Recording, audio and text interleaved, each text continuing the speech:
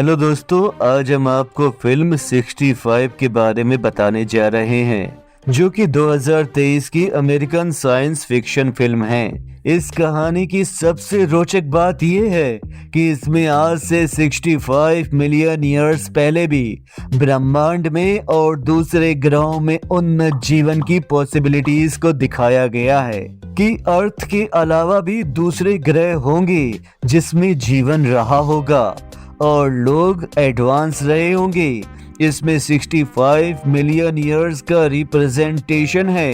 ये वो जमाना था जब अर्थ पे डायनासोर एग्जिस्ट किया करते थे। ये फिल्म सोलरस नाम के एक ग्रह से शुरू होती है जहां हम एक परिवार को देखते हैं।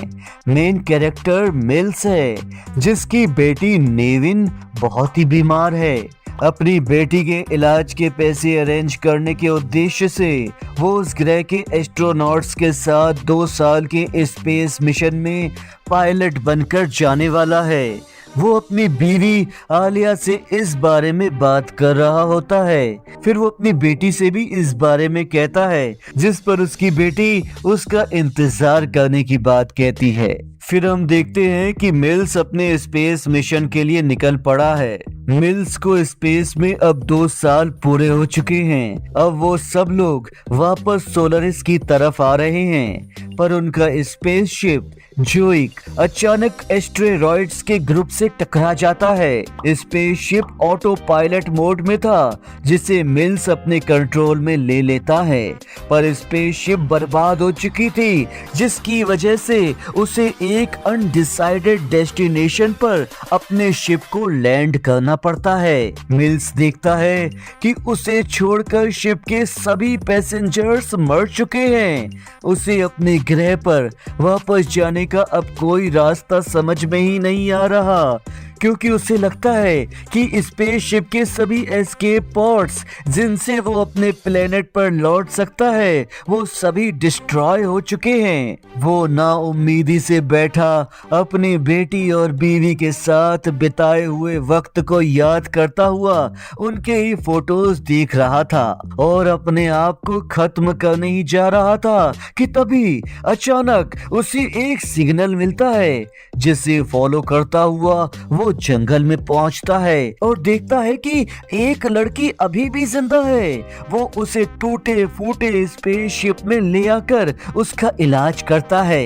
दोनों की लैंग्वेज अलग होने की वजह से उन्हें कम्युनिकेशन में काफी दिक्कतें आती हैं और आखिर में लैंग्वेज बुक्स को छानने के बाद भी मिल्स को बस इतना ही समझ में आता है कि उस लड़की का नाम को है और उसके माँ बाप भी इस स्पेसशिप में उसके साथ थे जिनका अब कोई अता पता नहीं है। वैसे तो ये जगह इंसानों के रहने लायक थी जहाँ साफ हवा और पानी भी था, पर अभी भी इस जगह पर डायनासोर्स का कब्जा था।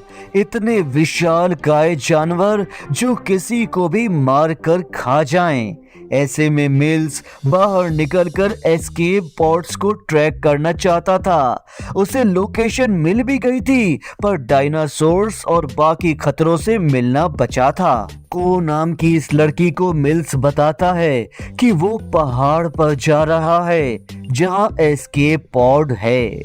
को अपने पेरेंट्स को ढूंढना चाहती थी, पर मिल्स जानता था कि वो अब जिंदा नहीं बचे हैं, लेकिन ये बात बताने पर कहीं को उसके साथ वापस जाने से मना ना कर दे। इसीलिए मिल्स उससे झूठ कहता है कि उसके पेरेंट्स भी उन्हें वहीं पर मिल जाएंगे। वो जैसे ही आगे चलकर जा रहे होते हैं उन्हें एक बहुत ही बड़ा डायनासोर मिलता है। मिल्स अपनी गन से उससे मुकाबला कर रहा है और को उससे बचते हुए एक ऐसी जगह पर पहुंच जाती है जहां पर एक नहीं हजारों हजार ऐसे उड़ने वाले डायनासोर्स थे। दोस्तों, जहां पर एक डायनासोर से लड़ना इतना मुश्किल था, वहां इतने सारे डायनासोर सामने हो तो आप सोच ही सकते हैं क्या हाल हो जाएगा। इसीलिए को चुपचाप वहां से निकल रही होती है, पर तभी वो ऐसी गलती कर बैठती है जो उसे नहीं करनी चाहिए थी। उसकी आवाज से डायनासोर उसकी तरफ बढ़ने लगता है। वो उसे नुकसान पहुंचा पाता इससे पहले ही मिल्स उसे बचा लेता है।